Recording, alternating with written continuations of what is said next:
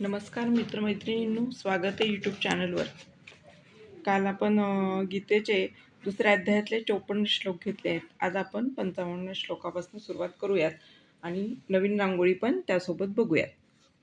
श्री भगवान वाच, प्रजहाति यदा कामान सर्वान् पार्थ मनोगतान् आत्मन्येवात्मना तुष्टस्थितप्रज्ञस्तदोच्यते दुःखेष्वोद्विग्नमनाः सुखेषु विगतस्पृहा वीतरागभयक्रोधः स्थितधीर्मुनिरुच्यते यः सर्वत्रानभिस्नेहस्तत्तत्प्राप्य शुभाशुभम् नाभिनन्दति न द्वेष्टि तस्य प्रज्ञा प्रतिष्ठिता यदा संवरते चायं कूर्मोगाणीव सर्वशः इंद्रियार्थेभ्यस्तस्य प्रज्ञा प्रतिष्ठिता विषया विनिवर्तन्ते निराहारस्य देहिनः रसवर्जं रसोऽप्यस्य परं दृष्ट्वा निवर्तते